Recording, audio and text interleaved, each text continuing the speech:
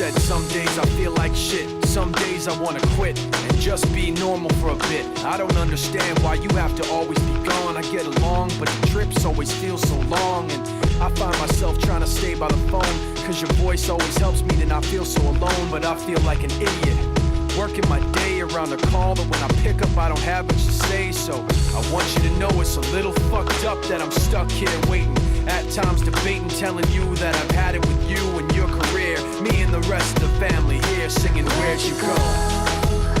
I miss you so. Seems like it's been forever that you've been gone. Where'd you go? I miss you so. Seems like it's been forever that you've been gone. Please come Back home, you know, the place where you used to live.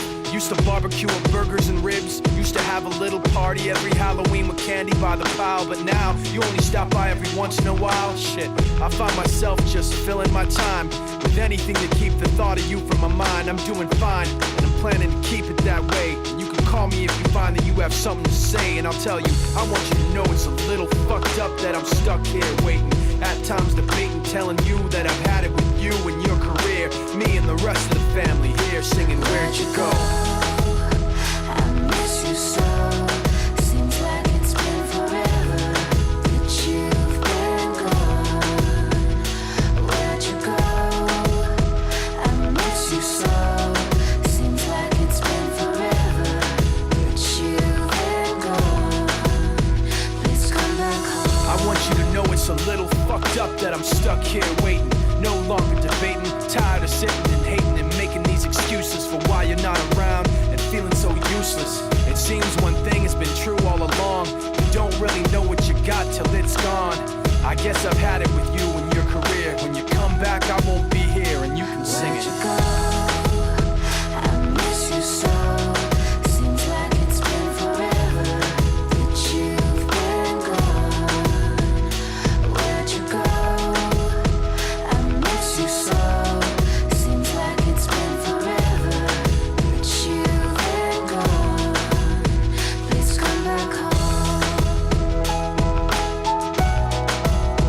Please come back home. Please come back home. Please come back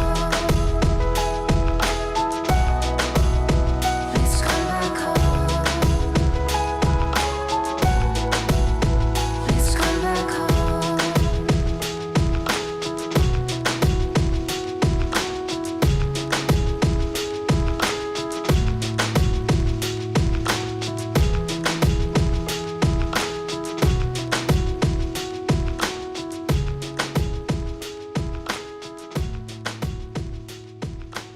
When you made me that initial batch of songs, I was like, that's the shit right there. Holla.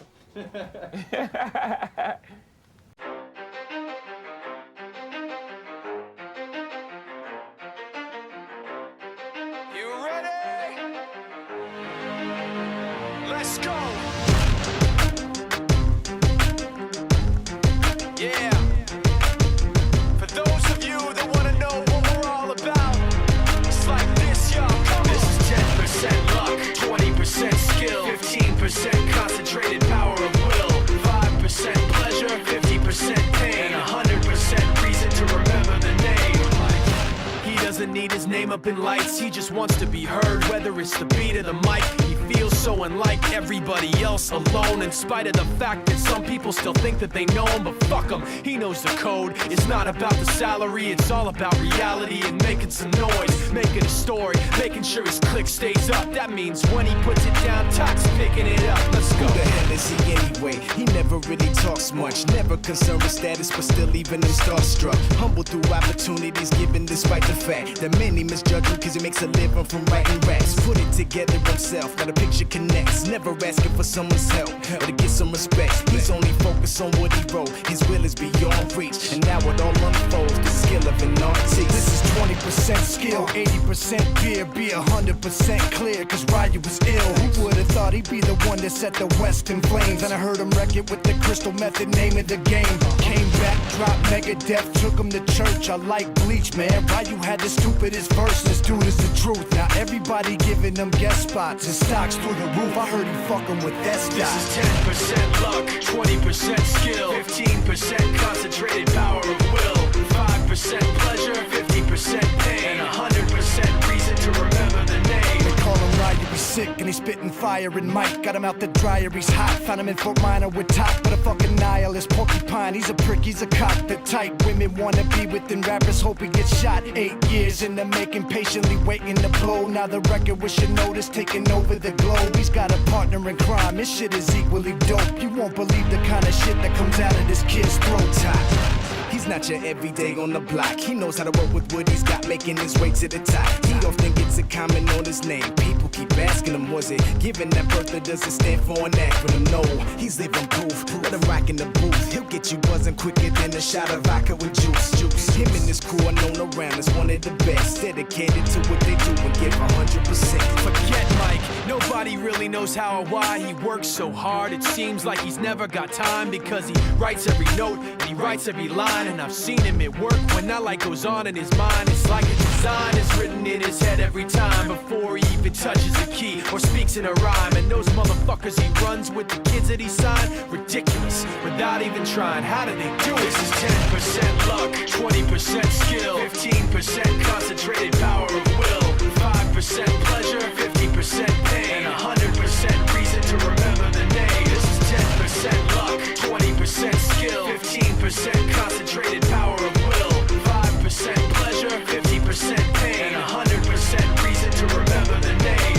Yeah. Fort Minor, M. Shinoda, Styles of Beyond, Ryu, Top Beer, Machine Shop.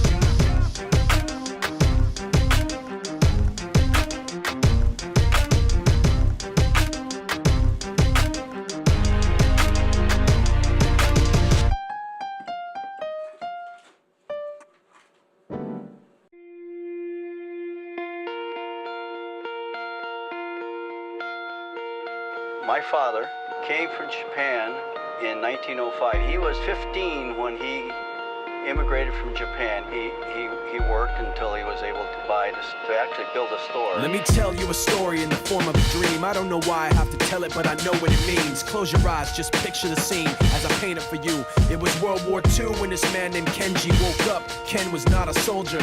He was just a man with a family who owned a store in LA. That day, he crawled out of bed like he always did, bacon and eggs with wife and kids. He lived on the second floor of a little store he ran. He moved to LA from Japan, they called him immigrant. In Japanese, he'd say he was called Issei. That meant first generation in the United States when everybody was afraid of the Germans, afraid of the Japs, but most of all afraid of a homeland attack. And that morning, when Ken went out on the doormat, his world went black, cause right there, front page news, 3 weeks before 1942, Pearl Harbor's been bombed and the Japs are coming. Pictures of soldiers dying and running. Ken knew what it would lead to, just like he guessed. The president said the evil Japanese in our home country would be locked away.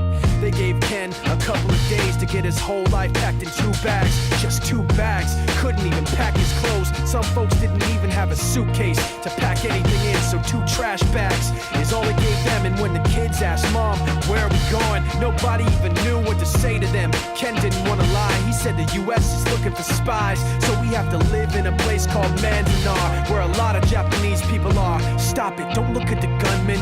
You don't want to get the soldiers wondering if you're gonna run or not, cause if you run then you might get shot.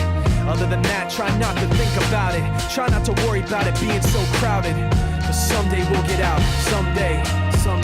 As soon as war broke out, the FBI came and they just come to the house and you have to come. All the Japanese have to go. They took Mr. Need and people couldn't understand why they had to take him because he's just innocent laborer. So now they're in a town with soldiers surrounding them. Every day, every night, look down at them. From watchtowers up on the wall, Ken couldn't really hate them at all. They were just doing the job and he wasn't gonna make any problems.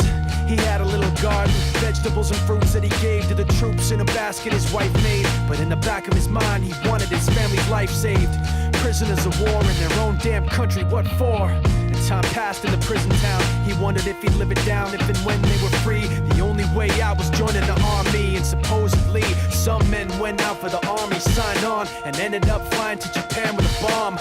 That 15-kiloton blast put an end to the war pretty fast. 2 cities were blown to bits. The end of the war came quick, and Ken got out big hopes of a normal life with his kids and his wife. But then they got back to their home, and what they saw made him feel so alone. These people had trashed every room, smashed in the windows and bashed in the doors, written on the walls and the floor, "Japs not welcome anymore." And Kenji dropped both of his bags at his sides and just stood outside. He looked at his wife without words to say. She looked back at him, wiping tears away, and said, "Someday we'll be okay, someday." Now the names have been changed, but the story's true. My family was locked up back in 42. My family was there where it was dark and damp, and they called it an internment camp. When we first got back from camp, it was pretty bad. I remember my husband said, "Oh, we're going to stay till last." Then my husband died before they closed the camp. That beat is hard.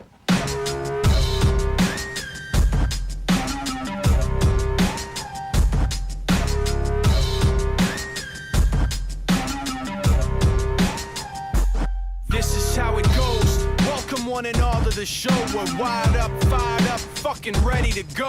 In the back of the parking lot outside of the bar, 20 deep, 20 feet from the boulevard. Black hoodies, black caps, black labeling glasses, previewing the new shit before all the masses. Cause the first thing I need when I got a new beat is to see how it sounds echoing up the street. I just take it for a spin, pop the CD in, slide it up to 10 and get that rear view shaking, then play it again so there's no mistaking. San Andreas the block, get this bitch earthquaking like, oh, ready for it, here we go.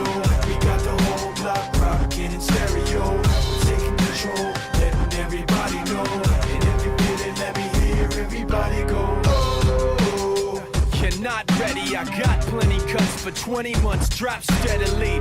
Plenty tracks to empty on your whack pedigree. I'm back heavily while you're backpedaling. Forget the chit chat, homie, kick back. I'm on that shit that could get your homie bitch slapped. So zip your lip back, listen and watch. We got the whole block rocking off the way to beat knocks. You don't have to warn the people on the corner, they know that if you're standing on that corner, then you're getting that show. World premiere and you're hearing that machine shop flow. San Andreas the block, get this bitch earthquaking like, oh, ready for it, here we go. We got the whole block rocking in stereo. We're taking control, letting everybody know. And if you feel it, let me hear everybody go. Oh, ready for it, here we go. We got the whole block rocking in stereo. We're taking control, letting everybody know. And if you feel it, let me hear everybody go. Turn the key, turn the volume up so loud. Right, roll every window down. The whole block know what this is about. Turn it up, y'all burn that system out. Turn the key, turn the volume up so loud.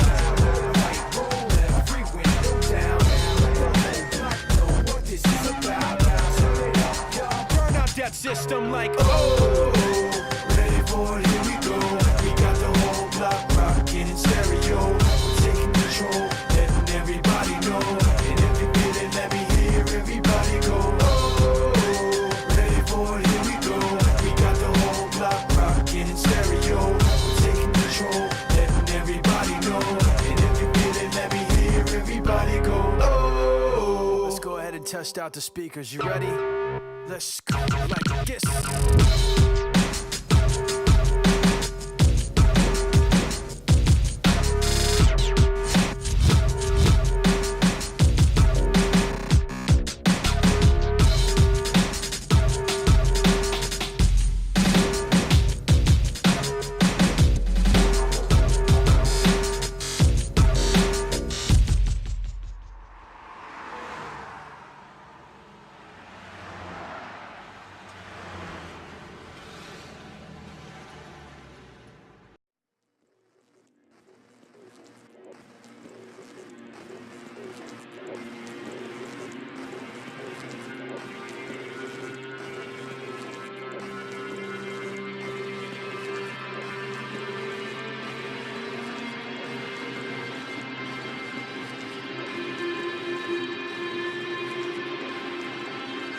record that you made.